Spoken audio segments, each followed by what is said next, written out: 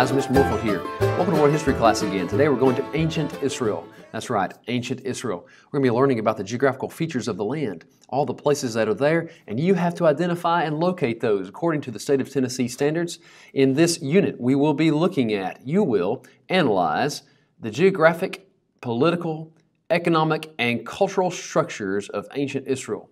In this specific lesson, however, you will be identifying and locating these geographical features of ancient Israel. What are they? The Dead Sea, Jerusalem, the Jordan River, the Mediterranean Sea, which you should already know, the Red Sea, and the Sinai Peninsula. Those are very important to our class. You must know those things in order to understand these people and get an idea of who they are and why they did what they did.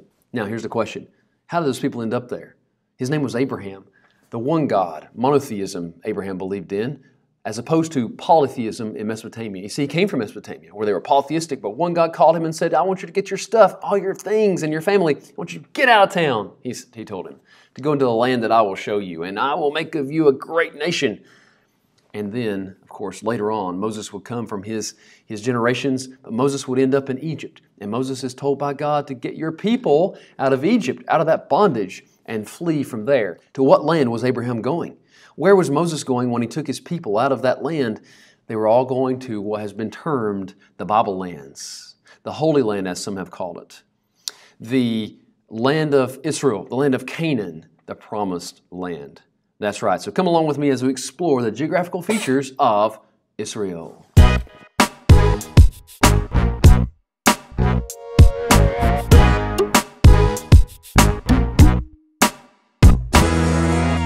Hey guys, so where in the world are we talking about? We're talking about just northeast of Egypt, the place where we've been discussing for the past month or so. We're also talking about west of Mesopotamia.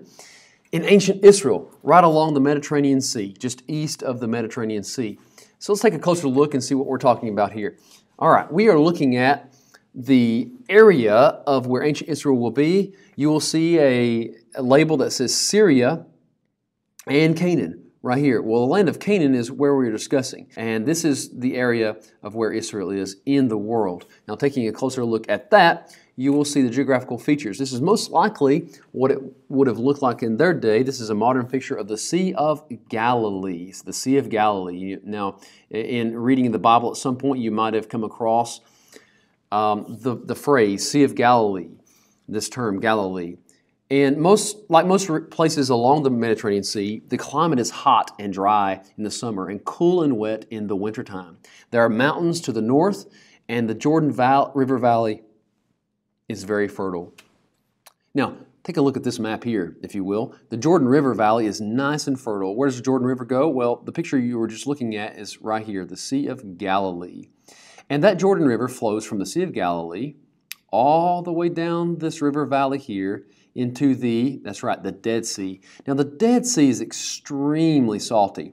If you were to go Google the Dead Sea, and I hope you'll do that, the reason it's called the Dead Sea is because not a lot of things can live there because it's so salty. In fact, if you were to take a swim in the Dead Sea, you would float so easily, and in fact, it would be kind of difficult to go under and swim underwater because you would float so much. Now, the city of Jerusalem is very important because, as we'll learn, David captured this city, and it became known as the City of David because he captured that. However, the name of it is Jerusalem. Now, where is Jerusalem located? If you will find the Dead Sea, you can always find it. It is just to the left or west of the Dead Sea. That's the city of Jerusalem. Jerusalem is located on a plateau. It's kind of like in a bowl, sort of. And so it's protected by valleys on each side, and then it's sitting on top of this plateau. And so that's the city of Jerusalem. It is a great place to defend. And it's hard for people who are trying to capture it to do so because it is so well defended just by natural barriers in and of itself. Not only that, but the people would eventually build walls around that city and cause it to be protected. But that is a general map of this region. You'll see the Red Sea way down here to the very, very south of the area.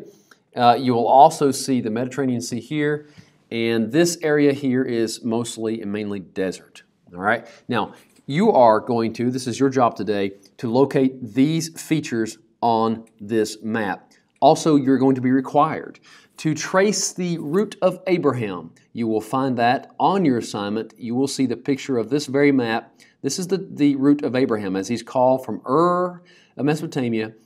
He and his family leave. They spend some time in Haran, but eventually they will end up in the land of Canaan. You'll see, again, Jerusalem right here, just west of the Dead Sea. Jericho is there. The Jordan River flows through here, and actually it flows south.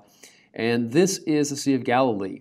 Now, this red marking here, that is the route of Moses, the possible route of Moses. And of course, he left with many Hebrews, Egypt, to find the land of promise. Moses himself would not be able to enter into it. We'll discuss that later. So this ought to give you a general idea of the land and the region. So go and make your map inside your notebook. Make it nice and beautiful. Put some color on there. Outline it to make it look nicely. And copy those maps. Place the things that I've asked you to locate and identify. And you will have accomplished the assignment for today. That will get us started with ancient Israel. Thank you. Hope you have a good one. Happy learning.